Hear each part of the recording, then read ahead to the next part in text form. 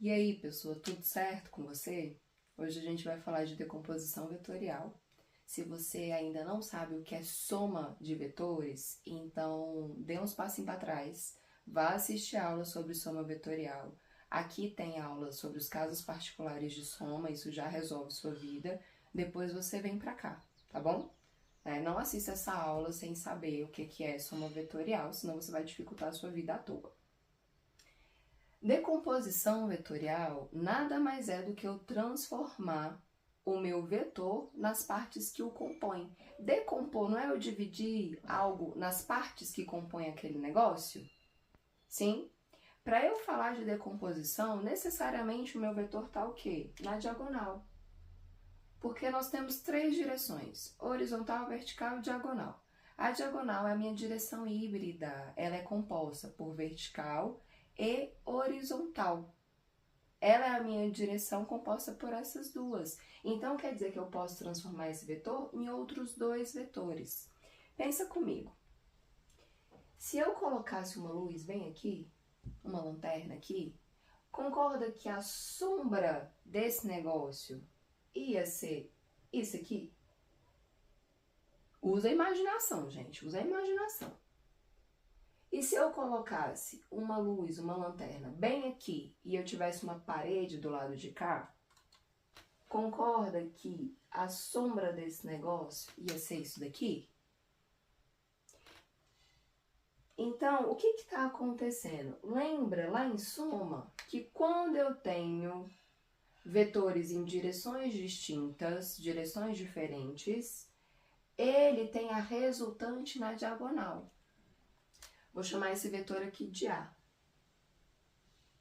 Se você quiser chamar de B, de C, de florzinha, aí vai do seu gosto.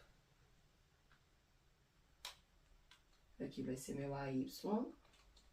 E aqui vai ser meu AX. Lembrando que X e Y nada mais é do que a referência ao plano cartesiano.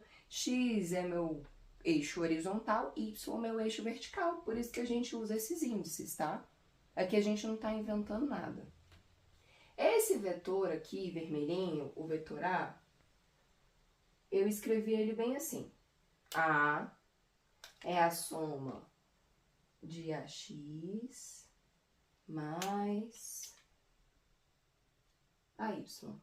Não é assim que a gente escreve soma de vetores? O meu vetor resultante é igual à soma das componentes dele. Agora, em decomposição vetorial, a gente está fazendo o processo inverso. Eu estou pegando o A e transformando em AY em AX. Isso daqui é útil para a gente quando a gente está falando lá de lançamento oblíquo, que tem aula aqui sobre isso também, que é quando eu tenho um lançamento que a velocidade dele faz uma angulação com a minha horizontal.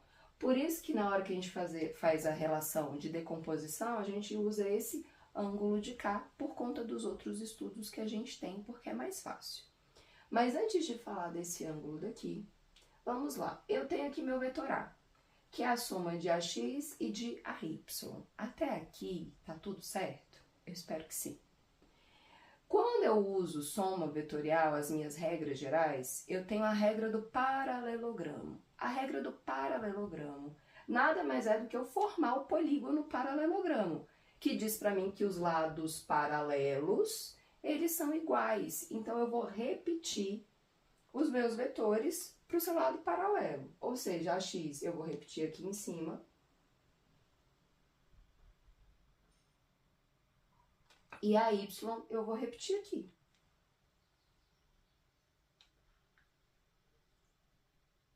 Aí eu tenho lados paralelos iguais, isso vem lá da soma vetorial.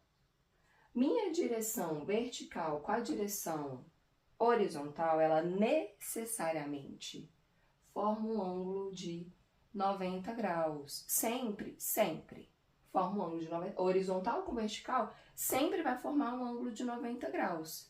Elas sempre serão perpendiculares, ortogonais, isso tudo é sinônimo para 90 graus. Aí aqui eu vou adotar esse ângulo de cá pelo motivo que eu falei para vocês, por conta dos outros estudos. É mais fácil eu usar esse ângulo daqui. Se eu tenho um triângulo, tá conseguindo ver meu triângulo? Retângulo? eu posso usar as relações dele, de seno, cosseno. Aqui, o meu vetor A vermelhinho, ele não é a minha hipotenusa, porque é ele que está na frente do meu ângulo de 90 graus?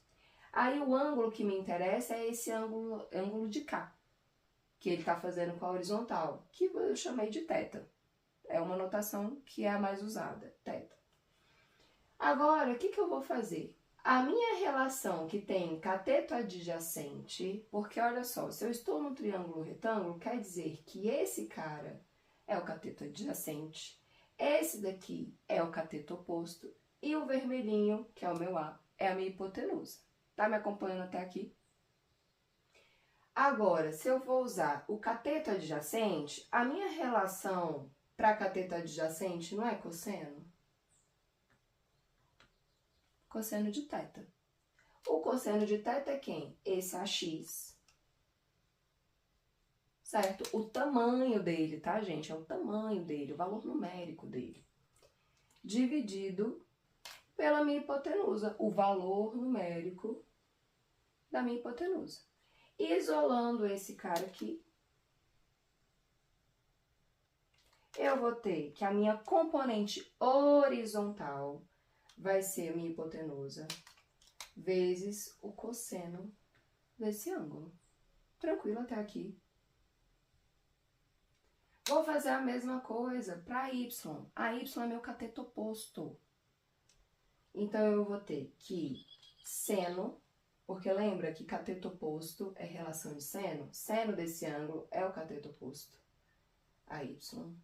Dividido por quem? Pela hipotenusa, que é o valor de A. Então, meu AY, ele é o meu A vezes o seno desse ângulo.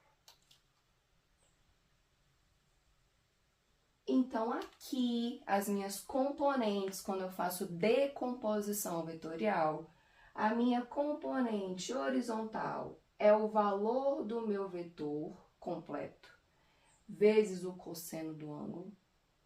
A minha componente vertical é o valor do meu vetor completo, vezes o seno do ângulo. Qual é a dica? O meu AX, minha componente horizontal, ela não está colada com o meu ângulo. Se eu estou colado com o meu ângulo, eu sou o quê? Cosseno. O meu vetor, valor numérico do vetor central, vezes o cosseno. O AY, ele está sem o ângulo. Se eu estou sem o ângulo, eu sou quem? Seno do ângulo. Então, é o vetor central vezes o meu seno. Isso aqui é só uma dica, tá, gente? É só para vocês lembrarem.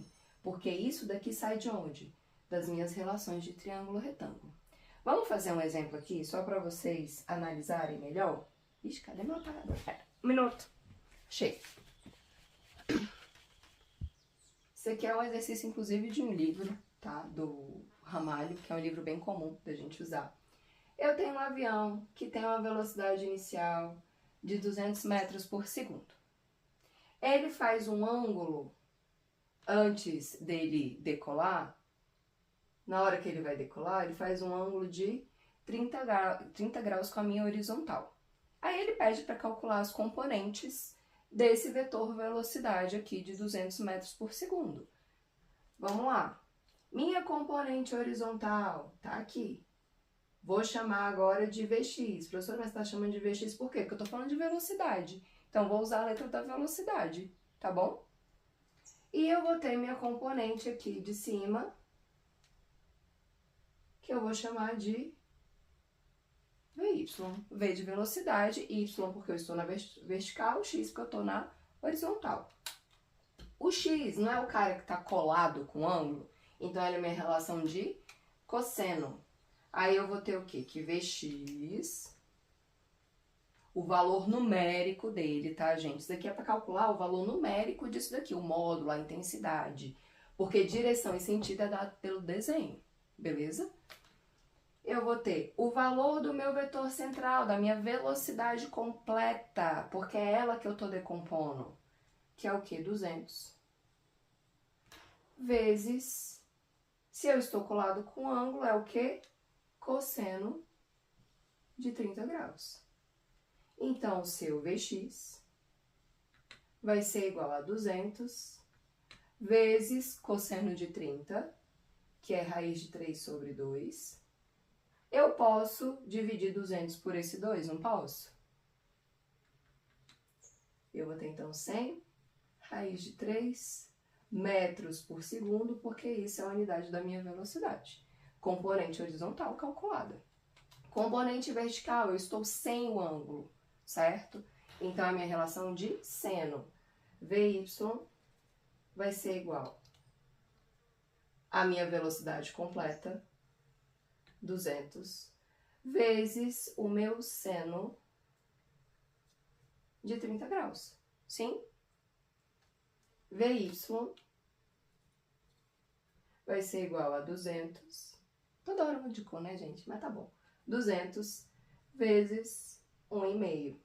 200 dividido por 2, 100 metros por segundo. Isso é a minha componente vertical, certo? Isso aqui, ó, é a relação que a gente acabou de ver. Só que agora eu coloquei um Vzinho. Vezes seno. Velocidade completa, vetor central, vezes o seno. Olha aqui em cima. V de x, velocidade completa, vezes o cosseno. Pessoas, eu espero que tenha feito sentido. Eu espero que tenha ajudado vocês. Se vocês têm sugestões de desabafos, dúvidas, coloca aqui nos comentários. Esse canal, eu já falei em outro vídeo aqui, ele tá começando agora, ele é para ajudar principalmente meus alunos. Se você é meu aluno, eu aceito um chocolate por causa disso aqui, tá bom? E até a próxima, galera. Um beijo.